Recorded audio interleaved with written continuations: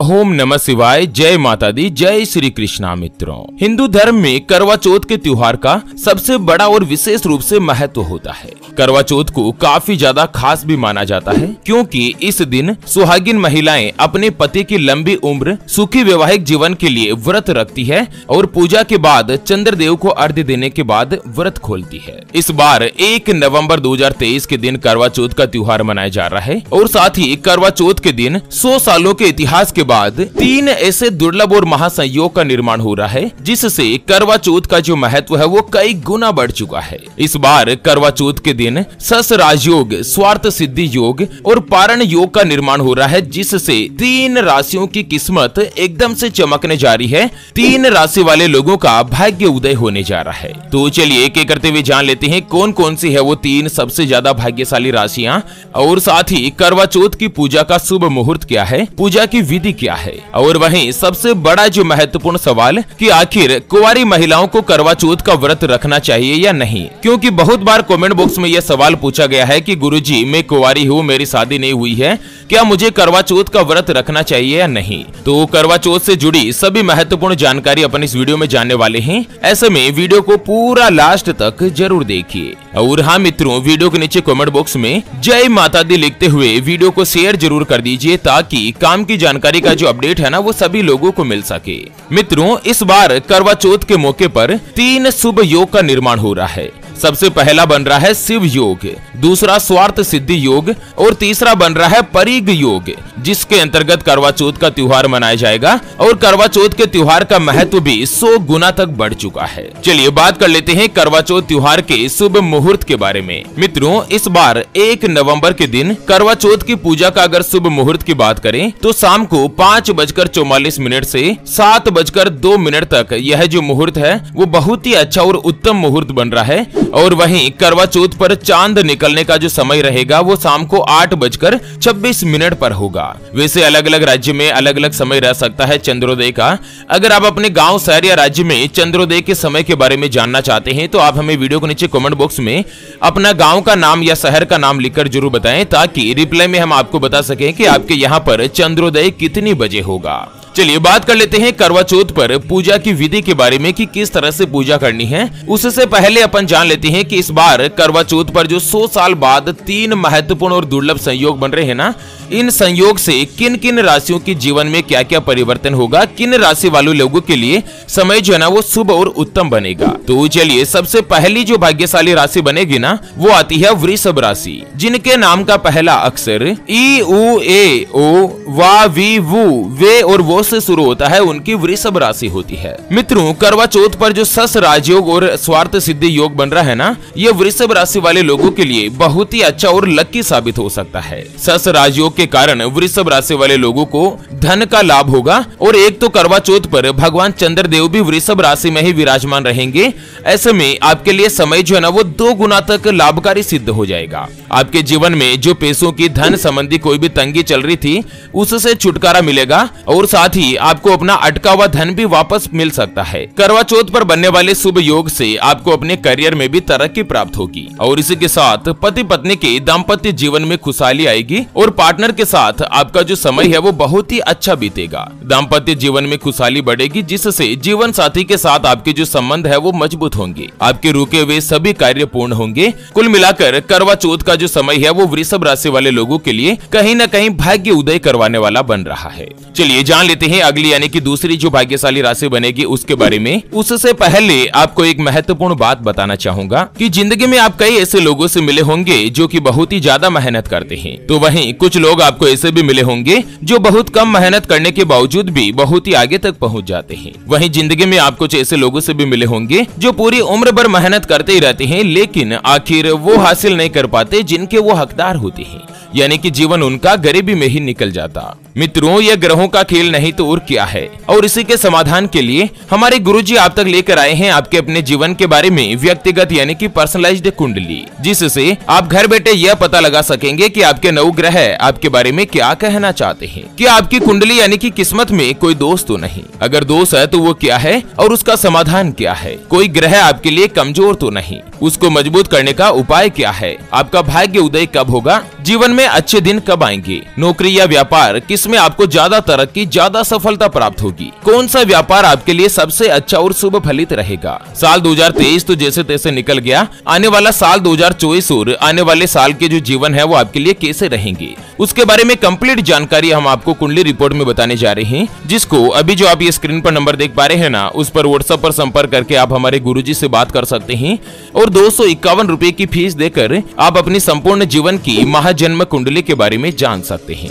अगर आपकी कोई भी समस्या है जिसका आप समाधान चाहते हैं, पति पत्नी के बीच आपस में बनती नहीं है, घर परिवार में लड़ाई झगड़ा बना रहता है, दाम्पत्य जीवन में आपके कटुता आ चुकी है या आपको व्यापार में लगातार नुकसान हो रहा है, घर में धन की कमी बनी रहती है, आपके ऊपर कर्ज हो चुका है जिसको आप चुका नहीं पा रहे हैं, आपका विवाह का योग नहीं बन रहा है, बहुत जगहों पर आप रिश्ता देख देख कर आखिर थक चुके हैं, परेशान हो चुके हैं, लेकिन कहीं पर भी कोई भी रिश्ता फाइनल नहीं हो पाता या रिश्ता होकर बार बार टूट जाता है, आपको संतान का सुख नहीं मिल रहा है, बच्चों का पढ़ाई में मन नहीं लगता, बच्चे लगातार सरकारी नौकरी या किसी अच्छी नौकरी की तलाश कर रहे हैं लेकिन उनको सफलता नहीं मिल पा रही है, या लड़का लड़की का विवाह होने जा रहा है, संबंध होने जा रहा है और उससे पहले आप दोनों का कुंडली मिलान करवाना चाहते हैं, गुण मिलान करवाना चाहते हैं। अगर कुछ भी समस्या है तो स्क्रीन पर दिए गए नंबर पर व्हाट्सएप पर संपर्क करके आप हमारे गुरुजी से बात कर सकते हैं और 251 रुपए की फीस देकर आप अपनी संपूर्ण जीवन की महाजन्म कुंडली के बारे में जान सकते हैं। चलिए जान लेते हैं करवा चौथ के बाद अगली यानी कि दूसरी जो भाग्यशाली राशि बनेगी ना, वो आती है कन्या राशि,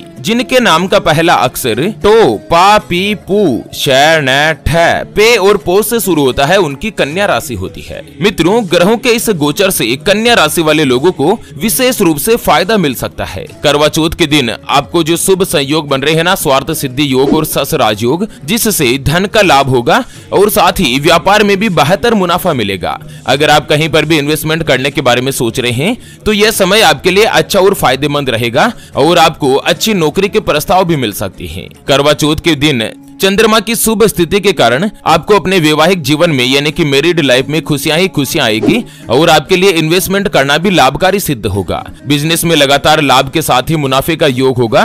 करियर के क्षेत्र में मेहनत का पूरा फल आपको मिलेगा। प्रेम संबंधों में मधुरता बढ़ेगी और अगर आप कोई भी नया कार्य शुरू करना चाहते हैं ना, तो नवंबर का समय आपके लिए अच्छा और उत्तम रहेगा। अपने पार्टनर के साथ कोई भी गड़बड़ चल रही है तो वो भी अब धीरे धीरे दूर होगी। चलिए जान लेते हैं करवा चौथ के बाद अगली जो तीसरी भाग्यशाली राशि बनेगी ना, वो आती है कन्या राशि, जिनके नाम का पहला अक्षर टो, पा, पी, पू, शै, नै, ठै, पे और पो से शुरू होता है, उनकी कन्या राशि होती है। मित्रों, सस राजयोग का बनना कन्या राशि वाले लोगों के लिए बहुत ही अच्छा और लाभकारी साबित होगा। आपको अचानक से धन का लाभ मिल सकता है, जिससे नौकरी करने वाले लोगों के लिए समय उत्तम रहेगा। आपको पदोन्नति यानी कि प्रमोशन के साथ साथ इंक्रीमेंट का लाभ भी मिल सकता है। बिजनेस में बढ़ोतरी के शुभ योग बन रहे हैं और लंबे समय से आपके जो भी रुके हुए काम है वो पूरे हो सकते हैं। आपके दाम्पत्य जीवन में खुशियां ही खुशियां आ सकती है और अचानक से धन लाभ के योग बन रहे हैं। इन्वेस्टमेंट करने के लिए यह समय उत्तम रहेगा। आपको अपने कारोबार में बढ़ोतरी होगी और साथ ही सभी मनोकामनाएं आपकी पूर्ण भी बनेगी। चलिए अब जान लेते हैं करवा चौथ पर माता करवा जी की पूजा की विधि के बारे में कि किस तरह से आपको करवा चौथ पर पूजा करनी चाहिए। मित्रों, सबसे पहले तो आपको सुबह सुबह ब्रह्म मुहूर्त में उठकर स्नान आदि कार्यों से निवृत्त हो जाना है और उसके बाद आपको अपने घर में जो मंदिर है जहां पर आप भगवान की पूजा अर्चना करते हैं ना, उस जगह की साफ सफाई करनी है और घर की साफ सफाई करनी है। फिर सभी देवी देवताओं की विधि विधान के साथ पूजा करें सुबह उठते ही पहले नहा धोकर, है ना। फिर करवा चौथ का व्रत रखने का संकल्प लें। फिर आपको मैंने जो शुभ मुहूर्त बताया था करवा चौथ का, शाम के समय 5:44 से लेकर 7:02 तक, उस मुहूर्त में आपको करवा चौथ की व्रत का पाठ करना है और भगवान की पूजा करनी है। फिर भगवान चंद्रदेव की पूजा करें और चंद्र दर्शन जो कि 8:26 के आसपास एवरेज होगा, उस समय आप चंद्रमा को अर्घ्य दें। फिर अपने पतिदेव को छलनी से उनका मुंह देखें और उनकी आरती उतारें। फिर पति के द्वारा पत्नी को पानी पिलाकर व्रत का पारण किया जाता है। इस तरह से आप विधि विधान के साथ अगर करवा चौथ की पूजा करेंगे ना, तो गारंटी के साथ मित्रों, माता करवा के आशीर्वाद से आपको अपने जीवन में सुख संपत्ति के साथ ही प्रेम संबंधों में मधुरता बनेगी और पति पत्नी के बीच भी आपके रिश्तों में सुधार ही देखने को मिलेगा। चलिए अब जो सबसे बड़ा प्रश्न है कि क्या कुंवारी लड़कियां भी करवा चौथ का व्रत रख सकती है। बहुत सारी बालिकाओं ने, लड़कियों ने ये कमेंट्स करके पूछा है मेरे को कि क्या करवा चौथ का व्रत कुंवारी लड़कियां भी रख सकती है क्या। तो आपको बता दें कि करवा चौथ का व्रत जो पत्नियां रखती है ना, वो अपने पति की लंबी आयु के लिए होती है। लेकिन बहुत सारी युवतियां ऐसी है जो कि करवा चौथ का व्रत रखना पसंद करती है। तो क्या बिना विवाह के युवतियां करवा चौथ का व्रत रख सकती है? तो इसका जवाब होगा हाँ, लेकिन इसके लिए नियम होते हैं। यदि नियमों का पालन करते हुए कुंवारी कन्याएं व्रत रखें तो उनको भी करवा माता का आशीर्वाद मिलता है। तो ज्योतिष आचार्यों ने बताया कि यह व्रत सुहागिन महिलाओं के द्वारा करने का विधान है, लेकिन कुंवारी लड़कियां भी व्रत रख सकती है। अविवाहित लड़कियां अपने मंगेतर के लिए, प्रेमी या फिर जिसे वो अपना जीवन साथी मन से मान चुकी हो ना, उनके लिए करवा चौथ का व्रत रख सकती है। मान्यता है कि उन्हें करवा माता का आशीर्वाद प्राप्त होता है, लेकिन कुंवारी लड़कियों के लिए करवा चौथ का व्रत और पूजन के नियम अलग होते हैं।